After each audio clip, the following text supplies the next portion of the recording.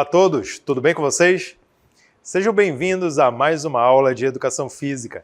Eu sou o professor Kim Raoni e a nossa aula de hoje é a aula 22, objeto do conhecimento, lutas do mundo, detalhamento, Karatê.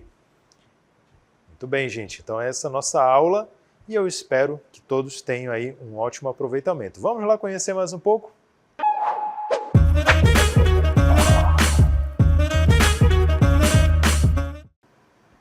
Ok, gente, então vejam aqui esse espaço onde eu estou. Isso daqui é um dojo, certo? Dojo é um local de treino, certo? Segundo a palavra japonesa, de origem japonesa, dojo é um local de treino. Então é considerado um local sagrado de polimento do espírito, certo? Então aqui é configurando mais ou menos como seria na arquitetura japonesa. Claro que existem lugares muito diferentes, né? O importante é ter um espaço apropriado, com o piso regular, né, onde você consiga praticar. Mas, inclusive, o Karatê, né, falando especificamente do Karatê, que é a nossa aula de hoje, nós podemos também praticar, inclusive num ambiente ao ar livre, né, com campo, com uma área onde dê para você praticar normalmente, desde que esteja, né, com o chão bem limpo, bem organizado, para não ter nada ali que possa empatar, né, os movimentos ou causar algum tipo de lesão, certo? Então, um espaço apropriado, amplo, é ideal para você praticar esta arte maravilhosa. Mas você sabe o que significa Karatê? Observem comigo aí nesse vídeo que eu vou mostrar para vocês. Você sabe o que significa Karatê? É o mesmo que mãos vazias. Kara corresponde a vazio, enquanto T significa mão.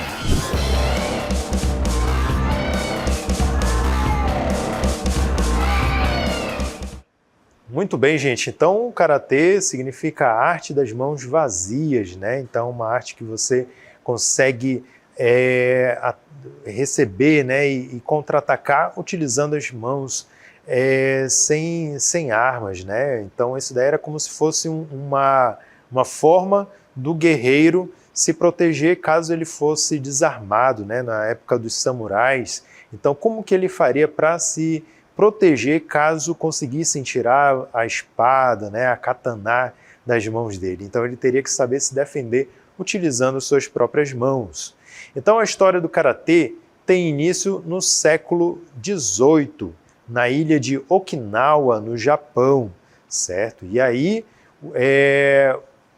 foi durante uma época em que o uso de armas ele tinha sido proibido na região, né? O Japão estava passando por uma reestruturação política e aí então foi começado a ser destruído, né, a classe dos samurais. Por quê? Porque assim eles poderiam unificar mais os países, né? Os grupos, né, os clãs que estavam ali dentro do Japão.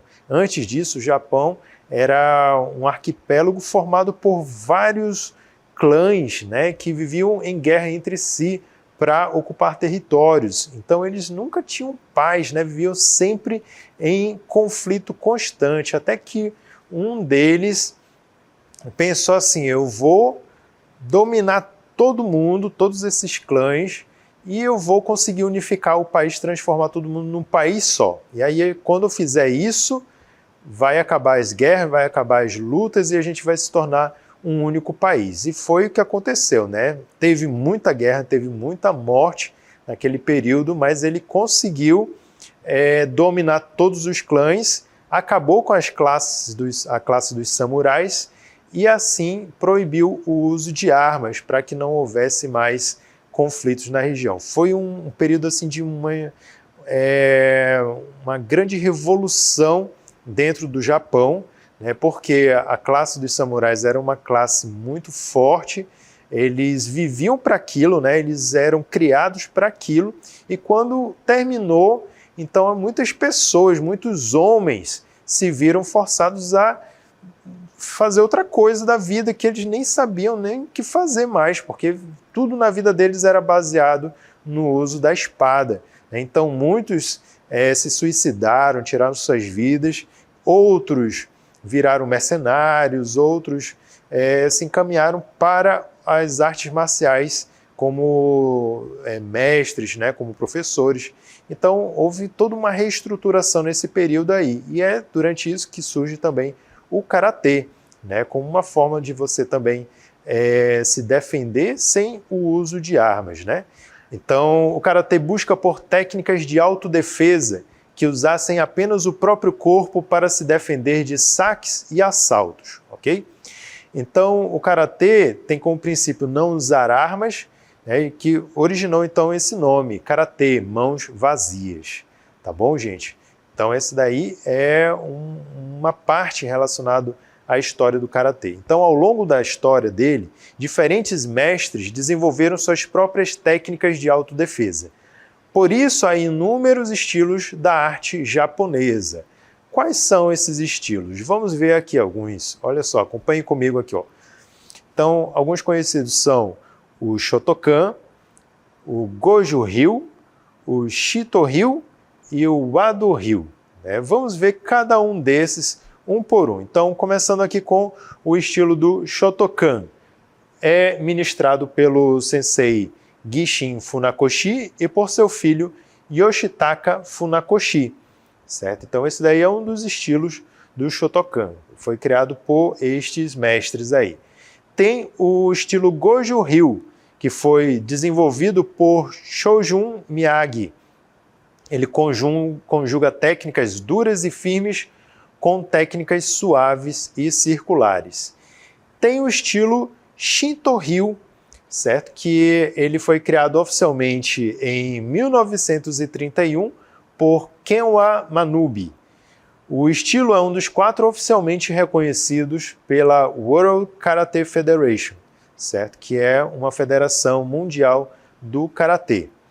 E por último nós temos o estilo Wado-ryu, que foi criado pelo mestre japonês Hironori Otsuka em 1932, no qual são mesclados técnicas do estilo Yoshin-ryu de Jiu-Jitsu, a forma ensinada pelo mestre Gishin Funakoshi, certo? Então, por isso que o karatê em si não pode ser dito assim que é uma coisa só, né? Existem várias escolas, vários estilos, cada uma com seus princípios e fundadores diferentes, certo? Então, cada um deles vai ter uma forma de praticar diferente. Então, no início do século XX, o karatê passou a ser uma arte marcial mais difundida. Por volta dessa década mesmo, aí, de 1920, houve um incentivo para que ela fosse lecionada em universidades japonesas, o que ajudou na sua popularização. Então, gente, a partir dessa década houve uma valorização maior do karatê, sendo incluídas no ensino superior lá do Japão, certo? Para vocês verem como que ela alcançou uma valorização muito grande. E aqui no Brasil, como é que acontece essa vinda do karatê aqui para o nosso país? Então, o karatê chegou ao Brasil efetivamente em 1956, quando o sensei Mitsuki Harada, do estilo Shotokan, instalou o primeiro dojo em São Paulo. Então, aí uma ilustração deste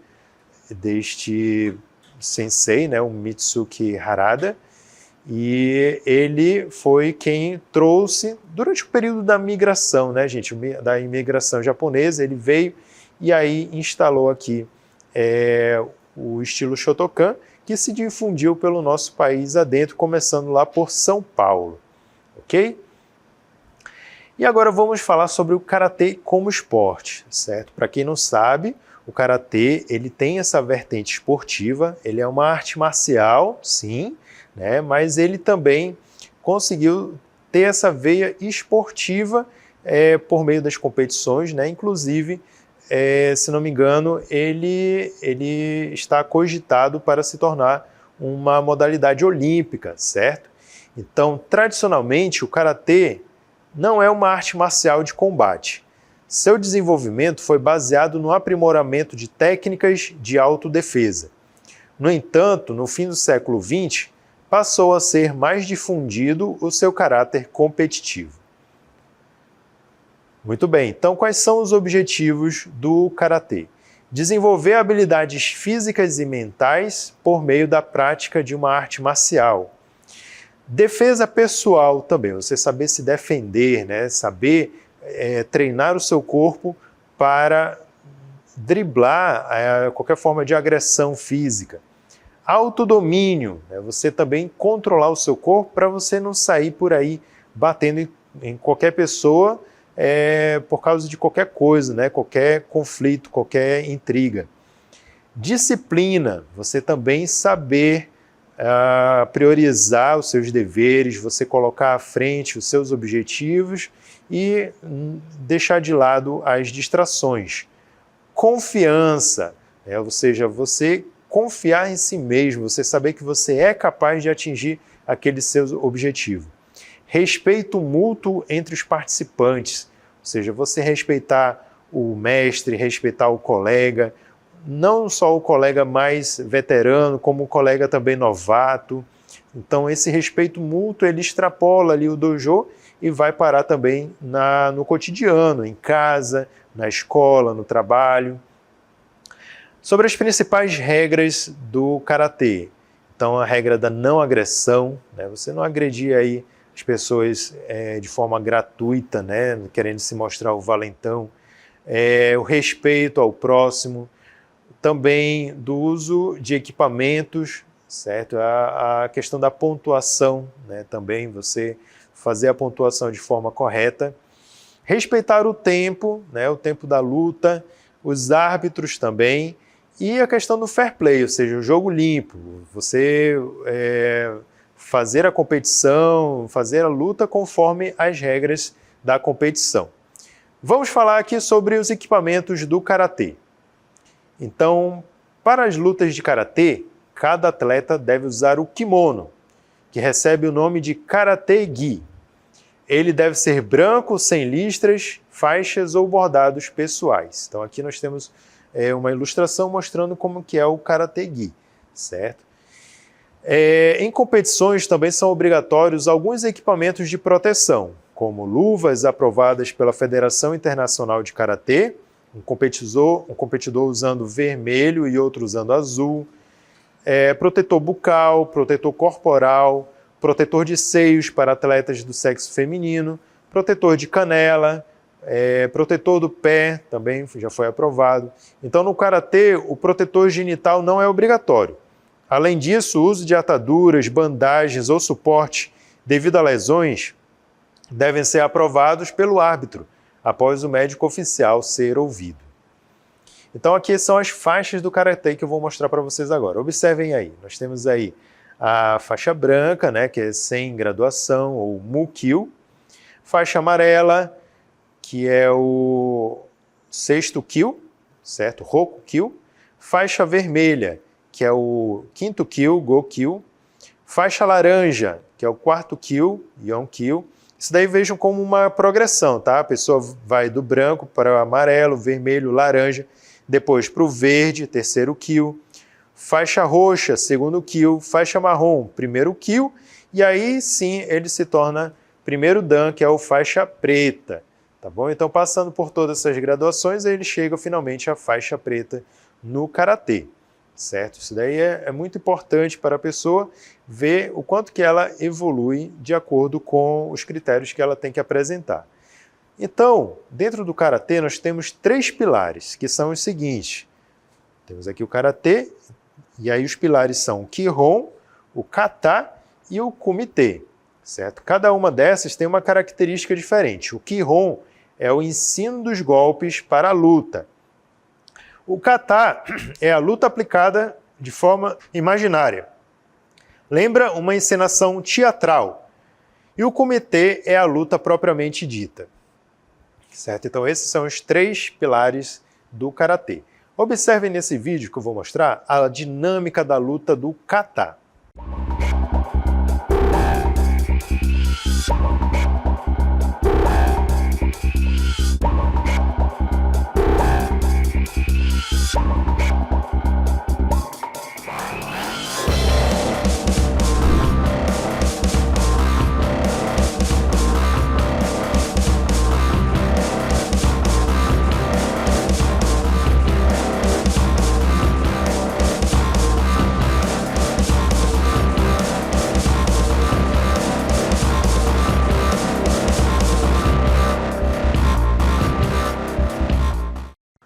Excelente. Viram aí como é que se dá a apresentação do kata, né? Então, vejam a técnica feita com bastante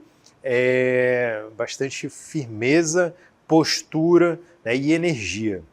E agora eu vou mostrar um outro vídeo também mostrando essa dinâmica, mas do kumite, certo? Que já vai ser a luta, né? A disputa entre dois praticantes. Vamos ver aí.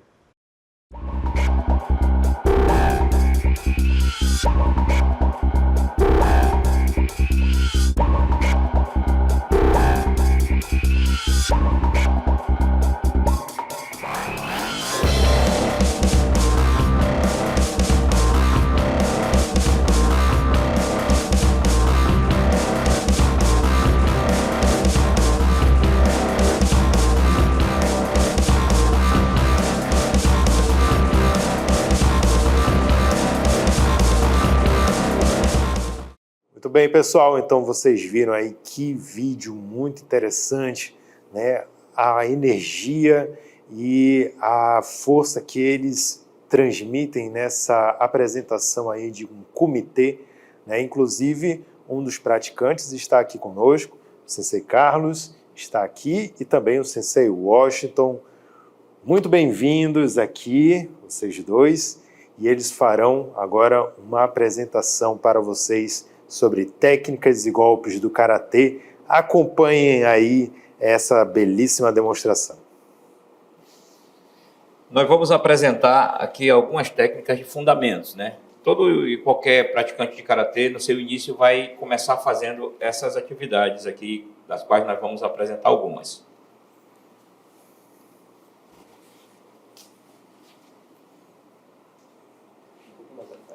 Prepara, Zenkutsu Date, Gedambarai, esquerda frente. Ei!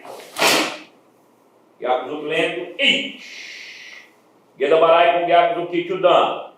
E Ni Sa Chi Ai Gyakuzu lento, e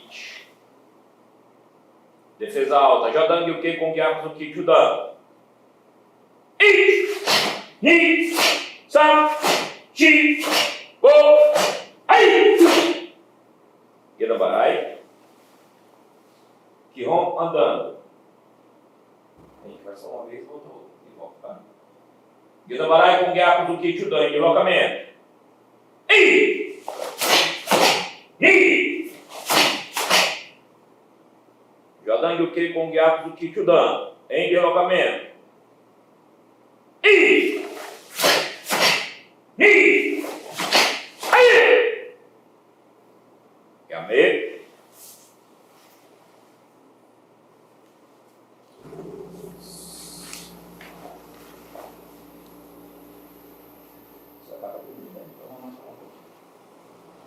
Gedambarai. Ai! Ai! Ai! Gedambarai. A mão roxa. Vai ver a mão roxa. Ai! Ah! Ai! Gedambarai. Judão. Ai! Ah! Gedambarai.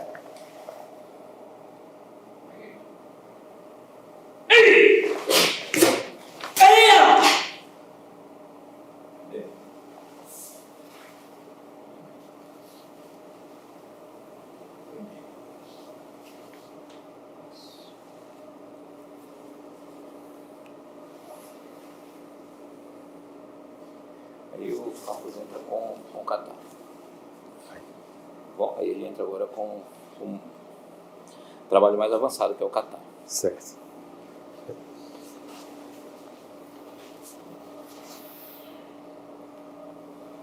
Pode vir para cá.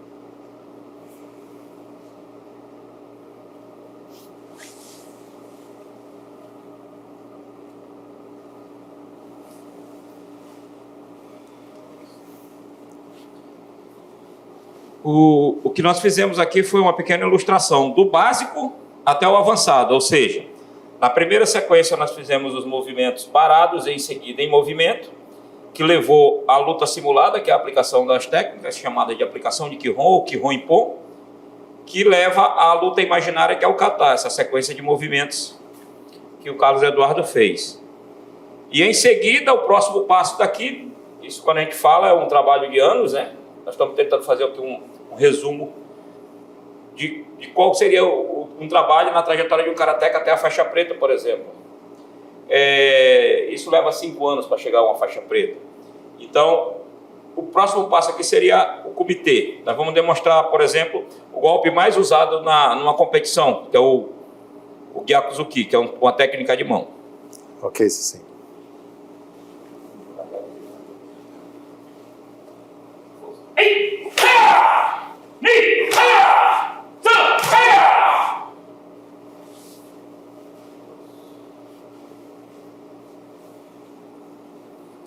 Essa é uma técnica muito usada na luta de competição.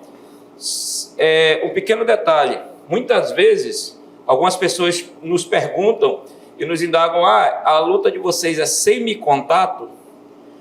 Não existe semi-contato, na minha humilde opinião. Existe contato com controle. Então, você chegar a esse nível de desenvolver uma técnica que mostra na sua prática que ela é extremamente eficiente, mas que tem o controle, que a pessoa tem o total controle dessa técnica, é muito difícil. Bater, machucar, todo mundo sabe fazer. Qualquer pessoa, independente de praticar arte marcial ou não, sabe machucar alguém. Basta ele ter a intenção. Agora, ter o controle das suas ações é muito difícil. E é isso que o Karatê busca e o Karatê preza por essa filosofia. Ter a capacidade de machucar, mas sem ter o interesse ou a intenção de machucar. Isso é muito difícil de lidar com isso diariamente. Excelente, Sensei. Vejam aí essa energia, né, na demonstração deles, da técnica. Então, isso daí é muitos anos de treino, não é mesmo, Sensei? Para atingir esse nível, dá para ver que vou falar assim no termo popular, né, o soco e o chute de vocês, né, ele tem um som, ele tem uma vibração, né, e isso não é tão fácil de chegar nesse nível, né, tem que ter uma prática para chegar assim, tem que ter uma técnica mesmo para fazer dessa forma, né. São anos de prática, né, são anos de prática. Como eu falei para você, bater, todo mundo pode bater, qualquer pessoa. Eu costumo dizer para meus alunos, quando eu estou dando aula, você vai aí na esquina e mexe com alguém, para você ver como você vai ter problema, alguém vai lhe machucar. E essa pessoa, ela não sabe de nada, ela simplesmente por instinto, por uma coisa natural do indivíduo, do ser humano, que é o instinto, vai lá e machuca, até para se defender, ou por maldade até. Já o praticante de karatê, ele tem que ter essa responsabilidade de ser uma pessoa capaz de machucar, mas também ter a consciência de que não se deve e por que não se deve machucar. Um grande mestre já falecido dizia o seguinte, que o karateca tem que ter as mãos do diabo, mas o coração de Deus, ou seja, ele pode fazer maldade com as mãos, mas a consciência dele, o coração dele não pode ser preenchido por esse sentimento de maldade, de vingança. Então, a busca que o karatê, os valores a mais que o karatê nos passa no dia a dia, na prática, é isso, buscar esse tipo de valores, o autocontrole, confiança e outros valores, disciplina, respeito. Um dos lemas do karatê é respeitar acima de tudo. Então, quando você respeita as pessoas acima de qualquer coisa, você evita uma série de contendas e problemas. Excelente, olha só aí como que essa questão dos princípios, dos valores, eles estão casados com a prática, com a técnica, né, dentro do karatê. Então isso é muito bonito, é muito belo de ser visto, certo? E, Sensei, por exemplo, eu, uma pessoa leiga, né, que se eu for tentar fazer um soco, né, tipo, digamos aqui na frente tem um saco de pancada, eu vou tentar fazer um soco, eu vou usar aqui só a força do braço, né? No karatê, como seria mais ou menos a técnica para fazer o soco de tsuki, é o nome? Tsuki, golpe direto de mão. Isso, então como é que seria? Não é só braço, não. Não é simplesmente, muitas vezes eu sou buscado por alguns atletas marciais que buscam luta de ringue e tudo mais, e geralmente eles não têm paciência de passar pelo processo que é dar um golpe de karatê. É muito complexo, porque, embora seja um movimento funcional, a gente busca ensinar o movimento de uma forma bem simples. Por exemplo, uma defesa como o Gedan Barai, a defesa em japonês já está dizendo, defesa em varredura baixa. Simples, ó, limpa o braço. Ó. Se você limpar o braço, naturalmente você já está fazendo o movimento. Então, são movimentos funcionais. Agora, ele tem que ser colocado em prática com uma série de requisitos, como, por exemplo, finalização do movimento, respiração, contração final, transição do golpe. Ou seja, é muito importante que o praticante de karatê, que usa, principalmente da escola Shotokan, que os golpes são diretos, que eles não façam os atalhos, que eles não façam as curvas. Tem estilo de karatê, como o Goju-ryu, por exemplo, que os movimentos são mais circulares. Mas a escola Shotokan, a característica dela são golpes longos e diretos. Então, assim, a menor distância entre 2 pontos é uma reta. Então, o karatê Shotokan é mais objetivo por isso, porque ele vai direto ao ponto. Então, consequentemente, ele chega mais rápido e mais potente. Então, você vai dar um soco, como você me perguntou, muitas vezes a pessoa quer chegar e bater de qualquer jeito. Tem todo um trajeto, o golpe chamado de transição. De onde esse ponto sai? Eu tenho que fazer o trajeto mais reto possível. Para isso, eu tenho que encostar o cotovelo no corpo, roçar o cotovelo no corpo, chegar no final, fazer a contração final ou a rotação final, que aí já seria voltado para a física, que seria um trabalho de força centrípeta, não seria isso, junto com a força centrífuga, junto com a força cinética, que é a força gerada por todos os segmentos corporais, e assim vai. Então o karatê não é apenas movimento.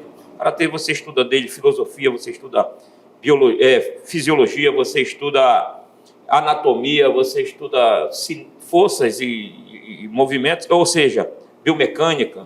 Tem uma série de coisas que você estuda dentro do karatê, aprende dentro do karatê, para que você desenvolva melhor o golpe. Por exemplo, um chute, eu tenho que fazer o chute. Muitas vezes a pessoa levanta simplesmente a perna. Aí a gente tem que explicar que tem que ter primeiro uma flexão de quadril, para depois a extensão da perna, depois ao contrário, flexão da perna, para depois a extensão do quadril. Ou seja, quando a gente consegue explicar melhor para o aluno com toda certeza desenvolve melhor. E nós criamos um mecanismo, né? Criamos situações que façam com que ele faça os movimentos de forma correta. Eu vou bater um soco. Se eu tiver condição de abrir o cotovelo por questão natural, eu vou abrir o cotovelo porque é um movimento natural do corpo, abrir o cotovelo. O que nós vamos ter que fazer? Criar um mecanismo para que ele não abra. Ficar alguém do lado, ou socar próximo à parede. E aí vai da criatividade do professor e a gente consegue transmitir isso com um pouco mais de facilidade para o atleta. Excelente. Bom, então agradeço muito aqui a vinda dos dois, tá bom? Para trazer esses conhecimentos muito valiosos para nós, para todos os alunos aqui do nosso ensino mediado, e até a próxima. Nós é que agradecemos e ficamos à disposição.